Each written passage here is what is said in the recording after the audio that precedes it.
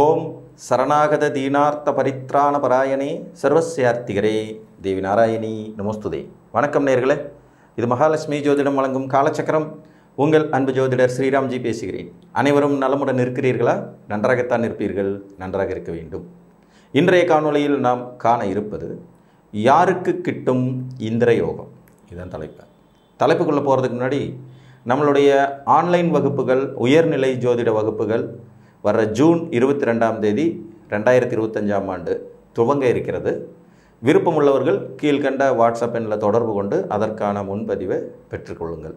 இது நம்மளுடைய 9th page. Already 8th page வரைக்கும் படித்து ஸ்டூடெண்ட்ஸ் எல்லாம் வெளியேறிட்டாங்க. இது 9வது பிரிவு. ஜூன் 22 ஞாயிற்றுக்கிழமையிலேருந்து கிளாஸஸ் ஸ்டார்டிங் ஆகுது. இது ஒரு உயர்நிலை ஜோதிடம், பேசிக் உங்களுக்கு தெரிஞ்சிருக்கணும், அடிப்படை. 6 மாதம் கோர்ஸு. சண்டே கிளாஸ் ஜூம் மீட்டிங்கில் இருக்கும். விருப்பம் உள்ளவங்க கீழ்கண்ட வாட்ஸ்அப் எண்ணில் தொடர்பு கொள்ளுங்கள். இந்திர யோகம். உங்கள் ஜாதகத்தில் இந்த யோகம் இருந்தால் என்ன செய்யும்? வீடு, வாசல், வசதி, காரு, மனை, பங்களான்னு இந்திரனை போல வாழ வைக்கும். அதான் பேர்லேயே இந்திர யோகம்னு வந்துடுது இல்லையா? ஸோ இந்த யோகத்திற்கான விதிகள் என்ன? நீங்கள் எந்த லக்னத்தில் பிறந்திருந்தாலும் உங்கள் லக்னத்திற்கு 5ஆம் வீடு உங்கள் ராசியாக வரணும். இது முதல் கண்டிஷன். நீங்கள் எந்த லக்னத்தில் வேணாலும் பிறக்கலாம். நீங்கள் மிதுன லக்னத்தில் பிறந்திருந்தால் துலா ராசி வரணும். கடக லக்னத்தில் பிறந்திருந்தீங்கன்னா விருச்சிக ராசி வரணும். சிம்ம லக்னத்தில் பிறந்தீங்கன்னா தனுசு ராசி வரணும். கன்னி லக்னத்தில் பிறந்தீங்கன்னா மகர ராசி வரணும். துலா லக்னத்தில் பிறந்தீங்கன்னா கும்பராசி வரணும். விருச்சிக லக்னத்தில் பிறந்தீங்கன்னா மீன ராசி வரணும். தனுர் லக்னத்தில் பிறந்தீங்கன்னா மேச ராசி வரணும். மகர லக்னத்தில் பிறந்தீங்கன்னா ரிஷப ராசி வரணும். கும்ப லக்னத்தில் பிறந்திருந்தீங்கன்னா மிதுன ராசின்னு வரணும். மீன லக்னத்தில் பிறந்தீங்கன்னா கடகராசி வரணும். மேச லக்னத்தில் பிறந்தீங்கன்னா சிம்ம ராசி வரணும். ரிஷப லக்னத்தில் பிறந்தீங்கன்னா கன்னி ராசி வரணும். ஸோ உங்கள் லக்னத்துக்கு 5ஆவது வீடு உங்கள் ராசியாக வரணும். இது முதல் கண்டிஷன். 2வது கண்டிஷன், 5ஆம் அதிபதியும் 11ஆம் அதிபதியும் பரிவர்த்தனையாக இருக்கணும். 5ஆம் அதிபதி வீட்டில் 11ஆம் அதிபதியும் 11ஆம் அதிபதி வீட்டில் 5ஆம் அதிபதியும் பரிவர்த்தனையாக இருக்கும். புரியுதுங்களா? இப்போ நீங்கள் கும்ப லக்னம், மிதுன ராசி. ஸோ லக்னத்துக்கு 5ஆம் இடம் ராசியாக வந்துடுது. உங்கள் ராசிக்கு 5ஆம் அதிபதி யார்? புதன். இவரும் 11ஆம் அதிபதி யார்? குரு. இவரும் பரிவர்த்தனையாக இருக்கணும். குருவோட வீட்டில் புதனும் புதனுடைய வீட்டில் குருவும் 5, 11ஆம் ஸ்தானங்கள் ரீதியாக பரிவர்த்தனை பெற்றிருந்து உங்களுக்கு 11ஆம் அதிபதியோடு சந்திரன் சேருவார். புரியுதா உங்களுக்கு? 11ஆம் அதிபதியோடு சந்திரன் சேரும்போது இந்த பரிவர்த்தனையின் மூலமாக கிடைக்கப் பெறுவது தான் இந்திர யோகம். புரிஞ்சிருச்சா?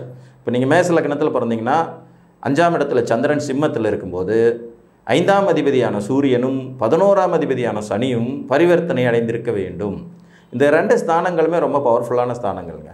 11ஆம் இடம்ங்கிறது ஒரு சில லக்னங்களுக்கு பாதக ஸ்தானம் அப்படின்னு வந்தாலும் கூட இந்த 11ஆம் இடம் வலுத்தால் தான் ஒன்றுக்கு மேற்பட்ட விஷயங்களே உங்களுக்கு கிடைக்கும். 5ஆம் இடம்ங்கிறது பூர்வ புண்ணிய ஸ்தானம். யார் ஒருவருக்கு முற்பிறவியில் அதீத புண்ணிய காரியங்கள் செய்திருக்கிறார்களோ, அளவுக்கு மீறிய புண்ணியங்கள் செஞ்சுட்டு அதை அனுபவிக்கிறதுக்கு முன்னாடியே ஆயுசு முடிஞ்சு செத்து போகிறவங்க இருப்பாங்க. அளவுக்கு மீறிய புண்ணியங்கள் செய்து அதை அனுபவிக்க இயலாமல் மரித்து போனவர்கள் மறுபிறப்பில் இந்த இந்திர யோகத்தில் பிறப்பாங்க. ஏன்னா 5ஆம் அதிபதி போய் 11ல் உட்காந்து அதீத புண்ணியத்தை வழங்க அந்த 11ஆம் லாபாதிபதி 5ல் உட்காந்து தொட்டதெல்லாம் பொன்னாகும் யோகிதைகளை கொடுப்பார். இதில் 11ஆம் அதிபதி எனக்கு கெட்டவன் ஆச்சா சார், இவர் 5ல் உட்காரலாமாங்கிற கேள்விக்கெல்லாம் இடமே இல்லை. ஏன்னா இதில் அந்த சூட்சமம் டெக்னிக்கலாக வேலை செய்யும். ஸோ நீங்கள் எந்த லக்னத்தில் பிறந்திருந்தாலும் முதல் விதி, உங்கள் 5ஆம் இடத்தில் ராசி அமையப்பெற வேண்டும். அதுதான் ஃபஸ்ட்டு. 2வது விதி, உங்களின் 5ஆம் அதிபதியும் 11ஆம் அதிபதியும் பரிவர்த்தனை அடைந்திருக்க வேண்டும். அப்படி பரிவர்த்தனை அடையும் போது 11ஆம் அதிபதியோடு உங்கள் ராசி சந்திரன் தொடர்பு கொள்வார். இங்கே லக்னாதிபதி ராசி அதிபதி கணக்கே இல்லை. ஆனால் 5ஆம் அதிபதி ராசி அதிபதியாக வருவாருங்கிறதையும் நீங்கள் கணக்கில் எடுத்துக்க வேண்டியது தான். இப்போ நீங்கள் கடக லக்னம், விருச்சிக ராசி, 5ஆம் இடத்துல சந்திரன் ராசி லக்னாதிபதி 5ஆம் இடத்துல சந்திரனாகவும் வந்துடுறாரு. 5ஆம் இடமே உங்களுக்கு ராசியாகவும் வந்துடுது. இந்த 5 கூடைய செவ்வாயும் 11 கூடைய சுக்கிரனும் பரிவர்த்தனை அடைவது. கடக லக்னம், விருச்சிக ராசி, 5ஆம் இடத்துல சந்திரன் சுக்கிரன் இருக்காங்க, 11ஆம் இடத்துல செவ்வாய் இருக்கார். இதுதாங்க பர்ஃபெக்டான இந்திர யோக ஜாதகம். புரிஞ்சிச்சுங்களா? 5, 11 பரிவர்த்தனை ப்ளஸ் ராசி 5ஆம் இடம் ராசியாக வர்றது, அந்த இடத்துல சந்திரன் இருக்கிறது.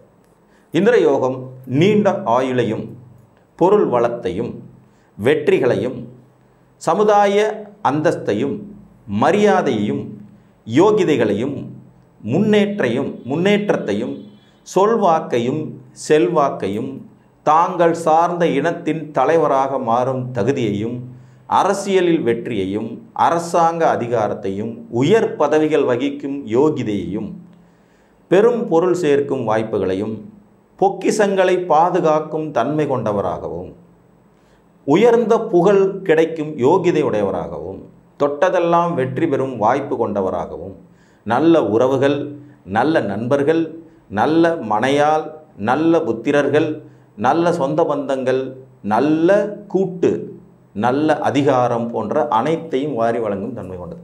அந்த யோகமே இந்திர யோகம். அதனால் அதில் குறைகள் சொல்கிறதுக்கு ஒன்றுமே இல்லை, ஒன்றை தவிர. இந்த இந்திர யோகம் கொண்டவர்களுக்கு ஜாதகத்தில் பார்த்திங்கன்னா 36 வயசுலேருந்து 38 வயசுக்குள்ளே கிட்டத்தட்ட மரணத்தை நெருங்கி பார்க்கும் தகுதி உண்டாகும். இதுதான் இதில் இருக்கிற மைனஸ். 36 வயசுலேருந்து 38 வயசு, 36, 37, 38 இந்த 3 ஆண்டு காலங்களில் இவங்களுக்கு மாரகம், அதற்கொப்பான கண்டங்கள் நிகழும் வாய்ப்புகள் உண்டு. இதில் இருக்கிற ஒரு சூட்சமமான இன்னொரு விஷயத்தையும் சொல்லிடுறேன். யோகத்துக்கு பின்னாடி எல்லாமே ஒரு சோகம் ஒழிஞ்சிட்டு இருக்குங்கிறத அடிக்கடி சொல்கிற வேணாம். நார்மலாக 50% பேர் இந்த கண்டத்தை தாண்ட மாட்டாங்க. ஏதாவது ஒன்று நடக்கும். இதற்கான விதிகளை பாருங்கள். நிறைய புண்ணியம் பண்ணவங்களுக்கு தான் இந்த யோகம் கிடைக்கும். அந்த புண்ணியத்தை சின்ன வயசுலேயே அனுபவிக்க ஆரம்பிச்சிருவாங்க. அதனாலேயே இந்த 36 to 38 ஒரு கண்டமும் இருக்கும். இந்த யோகம் இருக்கிறவங்களில் 50% பேர் மேக்ஸிமம் அந்த 36 to 38 தாண்ட மாட்டாங்க. அப்போ மீதி இருக்கிற 50% பேருக்கு இந்த யோகம் வாழ்நாள் முழுக்க பலனளிக்கும் வாய்ப்புகளை தரும். புரிஞ்சிச்சிங்களா? ஸோ இது ஒரு அபூர்வமான யோகம். அதில் இருக்கிற சோகமும் இதுதான். உங்கள் லக்னத்திற்கு 5ஆம் இடத்துல சந்திரன் இருக்கணும். 5ஆம் அதிபதியும் 11ஆம் அதிபதியும் பரிவர்த்தனையாக இருக்கணும்.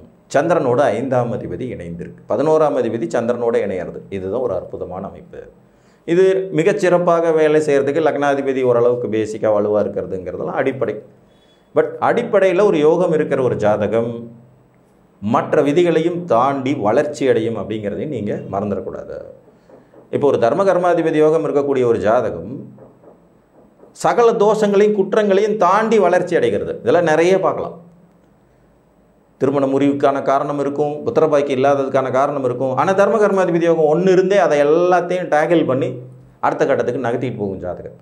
நம்ம மேலோட்டமாக பார்த்தோம்னா இதெல்லாம் தோஷ ஜாதகமாச்சே, கடுமையான தோஷம் இருக்கேன்னு சொல்லுவோம். ஆனால் அது வேலையே செய்யாது. அந்த மாதிரியான ஒரு யோகம் தான் இதுவும். ஸோ உங்கள் ஜாதகத்தில் இந்திர யோகம் இருக்கிறதா என்பதை பார்த்து அறிந்து கொள்ளுங்கள் என்று கூறி, இதற்கான விதிகள் ரொம்ப சிம்பிள் தான். இப்போ நீங்கள் மீன லக்னத்தில் பிறக்கீங்கன்னா ராசி கடகராசியாக இருக்கணும். மீன லக்னம் கடகராசி. அப்போ சந்திரன் 5ஆம் இடத்துல ராசி அதிபதியாகி அங்கேயே ஆட்சி ஆகிடுறார். பட் இதில் என்ன விஷயம்னா 5-11 பரிவர்த்தனை இங்கே கிடைக்காது. ஸோ சில நேரங்களில் சந்திரன் 5ஆம் இடத்துல இருக்கணுங்கிற அந்த அமைப்பு இங்கே செல்லுபடியாகாமல் போகும். அப்போ 11ஆம் அதிபதியான சனியும் 5ஆம் அதிபதியான சந்திரனும் பரிவர்த்தனை அடையும் போது அது ஆட்டோமேட்டிக்காக 5ல் சந்திரன் இல்லைங்கிற நிலையை கொடுக்கும். அப்போ மீன லக்னக்காரங்களுக்கு இந்திர யோகம் அப்படிங்கிறது மட்டும் பார்த்திங்கன்னா 5-11 பரிவர்த்தனையினால் நிகழாது. ஏன்னா அவங்களுக்கு கடகராசி 5வது ராசியாக வந்துடும் இல்லைங்களா? இந்த மாதிரியான சில விதிவிலக்குகளையும் நம்ம பார்க்க தவறிவிடக்கூடாது. நீங்கள் ஒரு மேச லக்னமாக இருக்கீங்க, சிம்ம ராசி, சந்திரன் 5ஆம் இடத்துல இருக்கார், 5 கூடையவர் சூரியன், 11 கூடையவர் சனி, இவங்க பரிவர்த்தனை அடைய முடியும். இதே நீங்கள் துலா லக்னமாக இருக்கீங்க, கும்பராசி, 5 கூடையவர் சனி, 11 கூடையவர் சூரியன், இவர்கள் பரிவர்த்தனை பெற முடியும். 5ஆம் இடத்துல சந்திரன் இருக்க முடியும். சார் 5ஆம் இடத்துல சந்திரன் இருந்து சூரியனும் சந்திரனும் சேரும்போது அமாவாசை யோகம் இருக்கும். ஆனால் அதே நேரத்தில் 11ஆம் இடத்துல சனி வக்கரம் அடைஞ்சிருப்பார். இந்த பரிவர்த்தனை உங்களுக்கு இந்த யோகத்தை கொடுக்கும். இதெல்லாம் சூட்சுமங்கள் தான். 2 மிக சக்தி வாய்ந்த வீடுகள். இந்த 2 வீடுகளுமே ரொம்ப சக்தி வாய்ந்தது. ஒன்று பூர்வ புண்ணியத்தை தரக்கூடியது, இன்னொன்று பராக்கிரம லாபத்தை தரக்கூடியது. இந்த 2 வீடுகளும் தொடர்பு கொள்ளும் போது அங்கே சந்திரனும் உள்ள வர்ற போது இவர்கள் ஒரு மாபெரும் சக்தியாக, அசைக்க முடியாத வெற்றியாளர்களாக மாறுகிறார்கள் என்பதே நிதர்சனமான உண்மை என்று கூறி, அதில் இருக்கிற ஒரு மைனஸ் 36 to 38 ஒரு கண்டம் அப்படிங்கிறது இருக்கும். ஸோ இந்த அமைப்பு உங்கள் ஜாதகத்தில் இருக்கிறதா என்பதை பார்த்து அறிந்து கொள்ளுங்கள் என்று கூறி, மீண்டும் ஒரு காணொளியில் உங்களை சந்திக்கும் வரை உங்களிடமிருந்து அன்புடன் விடைபெற்றுக் கொள்வது உங்கள் அன்பு ஜோதிடர் ஸ்ரீராம்ஜி. நன்றி, வணக்கம்.